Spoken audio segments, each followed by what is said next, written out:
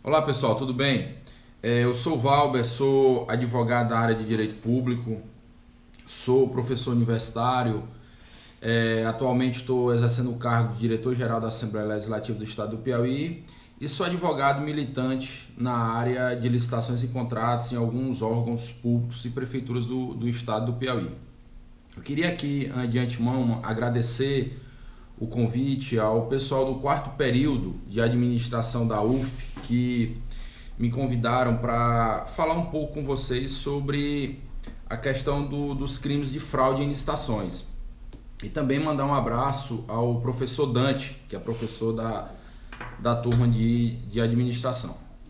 Pois bem, pessoal, a questão das fraudes em licitações, ultimamente, a gente vê pela questão de corrupção que está tendo no nosso país, em relação à Lava Jato, em relação ao Petrolão, esses casos que a gente está vendo aí ultimamente de algumas autoridades, alguns servidores públicos, alguns agentes públicos presos em relação a esses crimes, muitas deles em crimes de licitações.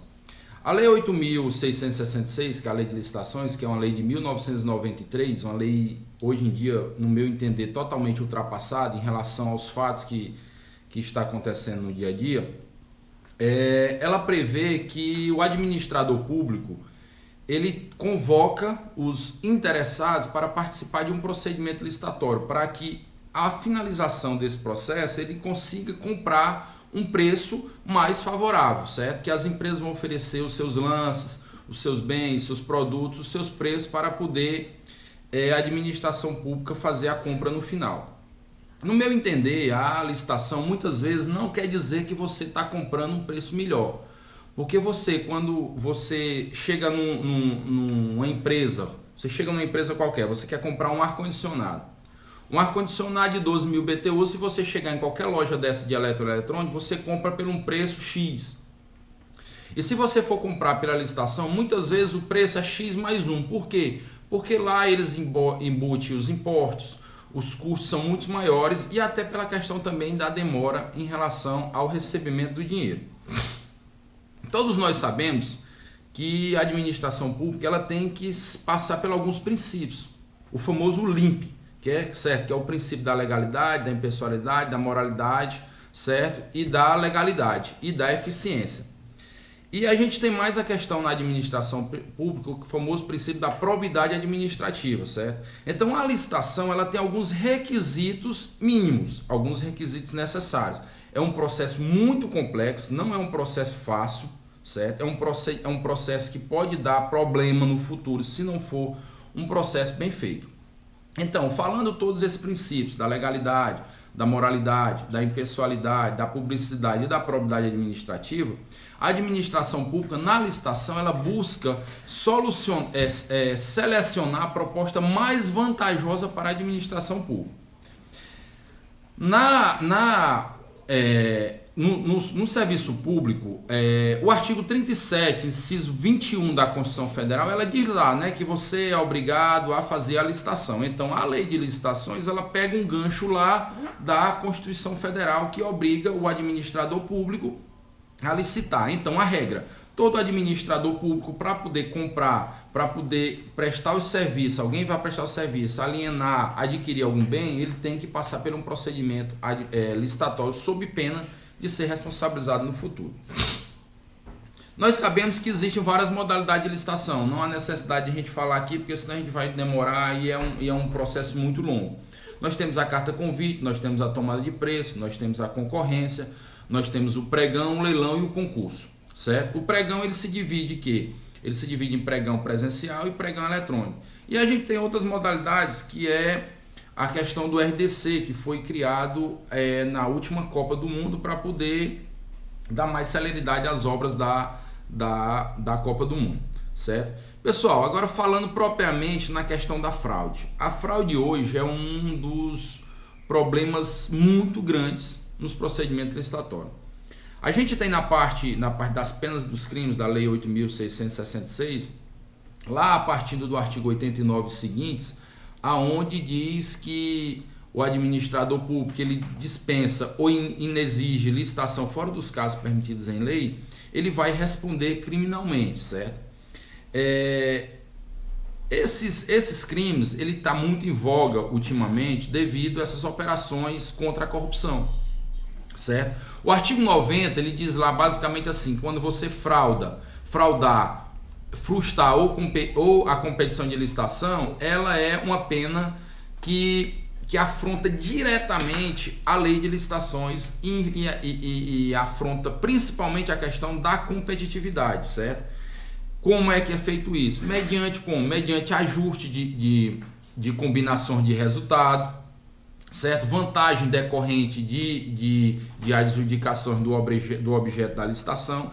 Então essas pessoas que vão participar de licitações, muitas vezes elas já têm um caráter assim de criminalizar, um caráter já de estar cometendo crime, porque alguma vantagem. O que acontece?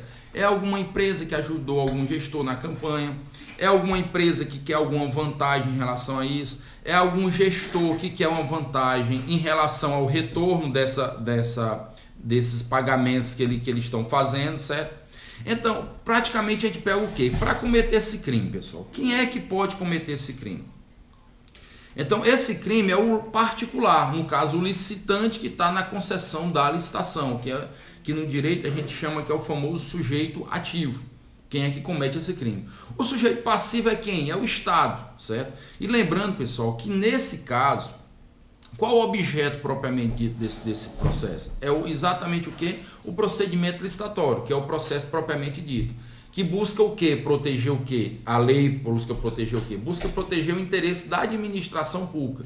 Porque nesse caso, a administração pública ela pode ter algum prejuízo, e muitas vezes tem, e não é poucos prejuízos, são muitos prejuízos. Só a gente vê aí a questão de algumas obras, que eles estimam o valor, para começar a obra, o valor estimado de 1 milhão, e quando termina a obra já está em 4, 5 milhões de reais. É só a gente ver obras, muitas vezes obras paralisadas. Não sei se no município de vocês, na região de vocês, tem um caso muito parecido aí para vocês, a questão do porto de Luiz Correia, né? Que o que não já gastaram com a questão do porto de Luiz Correia, e até hoje não saiu.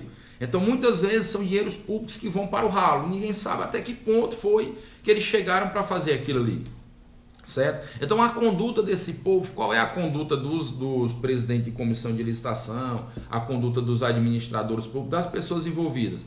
São exatamente o que? São exatamente a conduta de frustrar e fraudar essa licitação. A pessoa, o gestor, ele tem que ter o que? Tem que ter o dolo, é a intenção de estar cometendo o crime, certo? Então, pessoal, para finalizar, porque o tempo que me pediram era bem resumido, porque a gente poderia ficar falando aqui o dia todo em relação a isso, as condutas, quais são os fraudes mais comuns que a gente tem no procedimento licitatório? A gente pode citar o quê? Superfaturamento, que eu acabei de dizer. Muitas vezes eles superfaturam as obras, coisa de outro mundo. Outra coisa, direcionamento de licitação. Não, eu quero que fulano ganhe, então fulano vai ganhar. Então você direciona o procedimento licitatório para aquela pessoa. Como é que você direciona? Coloca algum documento, exige alguma coisa que só aquela determinada empresa possa atender à administração pública. Outra coisa, acordo prévio. Chega as empresas, eles acordam, fulano, aqui quem vai ganhar sou eu, na outra quem vai ganhar é você. Então eles fazem um acordo para tudo já montado para poder fulano ganhar. E outra coisa, a gente pode citar também a questão da documentação. Eu exijo um atestado de capacidade técnica que só aquela determinada empresa tem, frustrando o caráter competitivo de outras empresas. Certo, pessoal? Então, no caso, para você cometer a fraude, você tem que ter o quê? Você tem que ter um ato infracional, a má-fé, o dolo, a vontade de realizar a conduta, o quê? A manipulação. Por isso que a gente tem que colocar o quê? A diferença entre fraude e erro. A fraude é o dolo, é a má-fé, é a vontade de realizar a conduta e a manipulação. E o erro é não intencional. Você erra, mas não com intenção, e sim pela questão de uma omissão. Certo, pessoal? Então, espero que tenha sido proveitoso essa explanação para vocês, e qualquer coisa eu estou à disposição. Um abraço e até mais. E não esquecendo, certo? E abraço aí aos corintianos que deve ter nessa sala aí. Vai Corinthians, Corinthians campeão brasileiro. Um abraço.